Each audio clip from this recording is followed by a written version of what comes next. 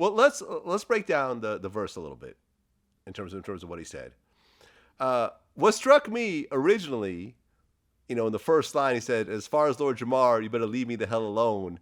That almost seems like a victim kind of thing. Like, stop picking on me, leave me alone. Absolutely, it is.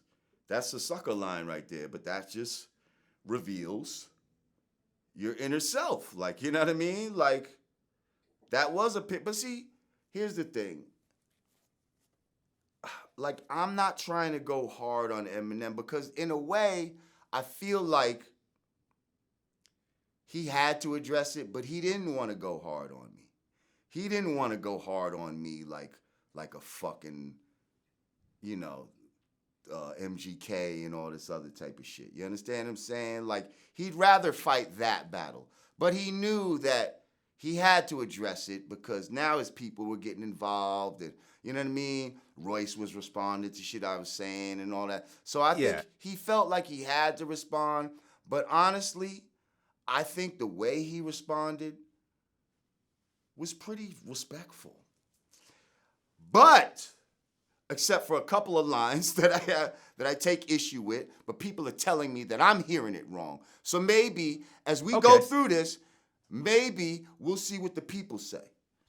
Okay, so let's go to the next line, or I'll show you an Elvis clone. Right. I mean, he's compared himself to Elvis before. Right, and you have to compare yourself to Elvis because you're Elvising the rap game. Like, you're coming in to the black sport, or some white savior, somebody that worshipped black artists before you, but now you're being pushed as the king.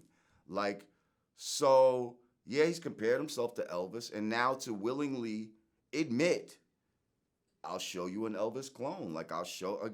Like, he's just saying what I'm saying. Like, he knows who the fuck he is. Okay, continue. Okay. Walk up in the house you own. That's referring to the House of Hip Hop. Correct. That's the guest in the House of Hip Hop reference that we talked about earlier. Thrust my pelvic bone. Now, I don't know what that fucking is supposed to mean. I mean, I guess that's to me that's like the equivalent of a suck my dick kind of line, I guess. Really?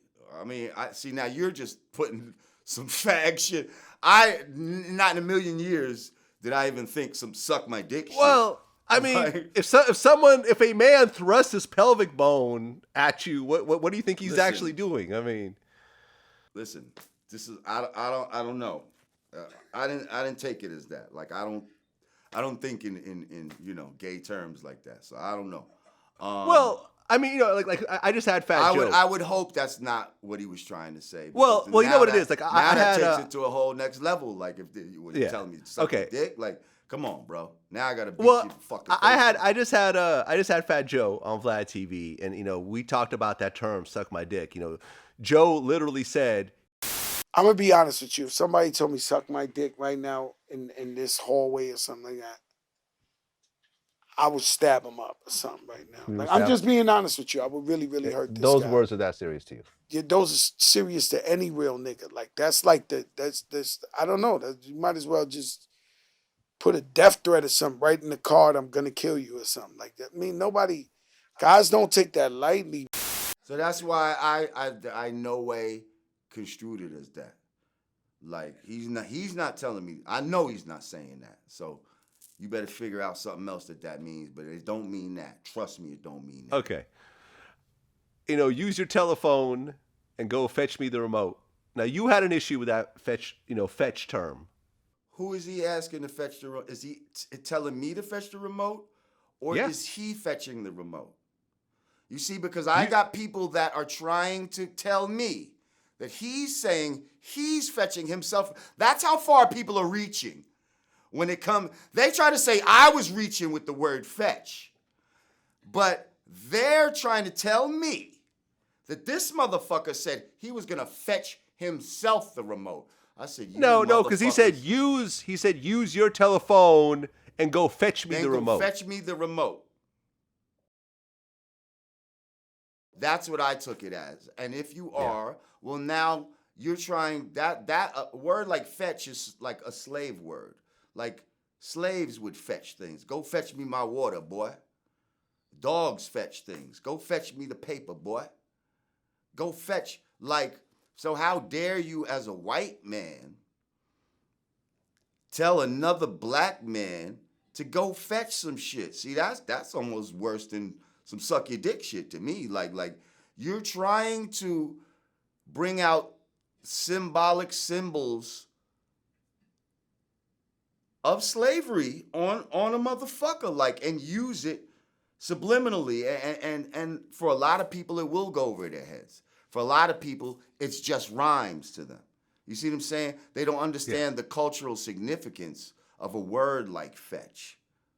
Mm-hmm. And so he gets to say it, and trust me, you're not so technically proficient without being smart. See, that's why this particular rhyme wasn't so, you're using too many napkins, blampkins, clampkins. It wasn't all of that because he actually had something to say in this one. He wasn't allowing the rhyme to just write itself with connections of words. So he wanted to say some I guess, subliminally racist shit, but without it seeming to be racist. So that was very genius of you, Mr. Marshall. I would never. Yeah, like I would never tell anybody to fetch me something. I'd be like, grab me the remote. You know what I mean? I would say, hey, like, pass it to me, chuck it, whatever. Like, whatever. Fetch. Okay. I wouldn't need, like, you don't even tell a child. Only a master would tell a slave. And so now you're trying to evoke some sort of psychological dominance over me with your whiteness. You see what I'm saying? Like, this nigga's just proving my point. Just go ahead. Keep going. Okay, let's keep going. Put my feet up and just make myself at home. He's referencing to the house, guest in the house of hip hop again. Saying that it's your house. He's putting his feet up in your house, basically. Right. I belong here, clown. Don't tell me about the culture. Right. Even though clowns dress up in costumes, you've never seen me dress up in a costume ever. I inspired the Hobsons, the Logics, the Coles, the Seans, the K-Dots, the 5'9s, and I brought the world 50 Cent. Okay, so he's talking about, he's the one that inspired Hobson, Logic, J. Cole, Big Sean, Kendrick Lamar, Royce the 5'9, and he brought 50 Cent to the world. Mm-hmm. Now, to be fair, as someone who was living in New York at the time that 50 was already hot. 50 was on fire. Hot wasn't even the word. You didn't fucking do shit. Anybody could have brought 50 Cent to the world, but you just happened to be the lucky one to fucking get him. And to me, on that whole list, that was your greatest accomplishment. Like, for me, as an alpha male, as a live street New York nigga, that's the only person on the whole list that you named there that actually resonated with me when he came out. Now, do I think that, like, Kendrick, Big Sean, actually all those people on that list can rhyme. But to be honest, I don't listen to none of them. Okay. Really? You don't listen to Kendrick at all? I don't know. Like, I think he's dope. And I like what he has to say. But do I buy Kendrick albums and ride around listening to him as the soundtrack of my day? No. Do I do that with Cole? No. Never done it with Royce. I don't even fuck with, Hobson and Logic, he might as well not even mention them because I don't know nobody that listens to that other than certain white people. But 50 Cent's the only one on that list that actually, when his shit was out, it was the soundtrack to my life at the time when it came out. He's the only one on that list that I even respect like that. Yeah. But first of all, Eminem, you've inspired every fucking white rapper. Like, why didn't you put them on the list? Every white rapper is who you really inspired. And you've inspired opioid use in hip-hop.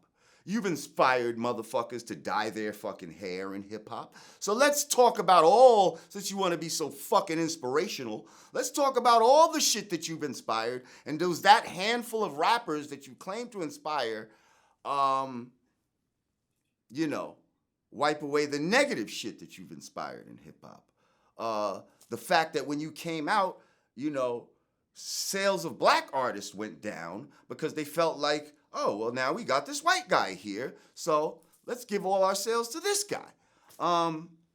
You claim to love this shit so much, but if you really loved it, you'd see that you're kind of hurting the shit. So why don't you just retire? You've made enough money, right? But you don't love it the way you claim to. It's actually, you're still in it selfishly. So knock it off. Continue. Well, I mean, I'll agree with the opioid use because I remember his first album actually had a pill on the actual CD. Like it was like a cartoon pill. You know, and he was the first rapper I ever heard of talking about popping pills. So I would agree with you on that. I have a chart where it shows where talking about opioid use spiked around the time he came out. And it's really gone crazy since then. I mean, you know, that's one of those things where, you know, it could or could not be true. It's hard to really pinpoint. Now people will say, oh, well, Jamar, if black people don't listen to him, then how is he affecting the opioid use in black hip hop? Well, first of all, he influenced a lot of the white people. So now you got a lot of these new black rappers who are trying to cater to a more white audience because they know that's where the sales are going to be. And yeah, but I mean, when Eminem... This is where all that opioid shit and even rhyming, like, you got black dudes that rhyme like white boys now. Remember when the white boys used to rhyme like black dudes? Like now it's opposite. Now you got black dudes rhyming like white guys. Like Eminem was the first white boy that rhymed like a white boy, and that's why a lot of people liked him too. No, Beastie Boys were the first ones to rap like white boys. No. Yeah, Hang on. Yeah. They yeah. rhymed like white boys, but they still would do little black shit. Trust. Got the Jerry Lewis. Like they would have a little black type of attitude in some of their shit. Trust me, like Right. But when they came out, and fight for your right. Champagne. Like, trust me. They was white boy, but they wasn't full on white boy. They was tinging it with some black twang. They were. Some of They were definitely okay. They were definitely fusing it. But they came out with "Fight for Your Right to Party." Yes. Which was some real white boy shit. Yes, it was. But we didn't listen to that one. We listened to Hold It Now. Hit it. I'm smoking crack. My name is Mike D and I rock my own snap. He said, around the way is where I'm from, and I'm from Manhattan, and I'm not a bum. Yeah. Come on, B. They was mixing white with the black twang in they shit. Eminem's the first one to go full white boy. Like how the nigga went full retard in Tropic Thunder. Yeah. This nigga went full white boy. Right. And to be fair, the Kamikaze album was a complete homage to the Beastie Boys' License to Ill album. Right. And what's that about? Like you're trying to give a homage to like the white Run DMC. Like, why not give an homage to Run DMC? You see, to the original. So now the new king of the white boys is saluting the white boys that came before him. Yeah. You see? By recreating their album cover and all of that type of shit. But he supposedly sat at the altar of black hip hop. Where's your homage cover to those people? Like, you understand what I'm saying? You just bypassed those motherfuckers, and now you're looking up to the Beastie Boys. Like, okay, this is what I'm saying. Revisionist history. Get the fuck out of here with that. And then he said, he said, brought the world 50 Cent. Then he said, you did squat, piss, and moan. Mm-hmm. Now, I thought that was once again an unfair comparison because at the end of the day, Brand Nubian, I felt is a very important group in hip hop. It is what it is. You can't take that away. You can't change it. Brand Nubian was important. And, the first album I thought was really dope, but the second album I thought was incredible. At the end of the day, Brand Nubian has been stamped in hip hop. You can't say that all you do is just complain and piss and moan. I also brought you Dead Prez to the world. See, it's like, but in his world, because again, this goes back to my point that we live in two different worlds, a black world and a white world. In his world, maybe all I did was squat, piss, and moan. in my world, people's like, oh my God, you put me through college. You inspired me to be a better me. You made me want to get knowledge of myself. Like all of those type of intangibles means nothing in his world. You see what I'm saying? But in my world, those are super gigantic accomplishments. Much bigger to me than selling, albums and shit like that. 10 million albums. Like I would rather have, 1,000 people that I brought into the knowledge of self than to say I sold 10 million albums and I'm just living off the proceeds of this and in my little own world, and I'm not adding to the value of other people's lives. See? So, but at the same time, I'm not going to sit here and try to, oh, look at all my accomplishments. Like, people know, if you know me, you know what the fuck I'm about. You know what I've done, and you know my value to this hip-hop game, and I continue to add value to this hip-hop game. So, yeah. And then he tried to get really tough at the end. Bitch. Well, you know something? You know what I just noticed is, the next line is, but I'm not going to fall, bitch. And what I didn't realize before was that the name of the song is called Fall. Right. And this is the first time he's saying fall. So that last line it's almost like the song is about you. You know what I mean?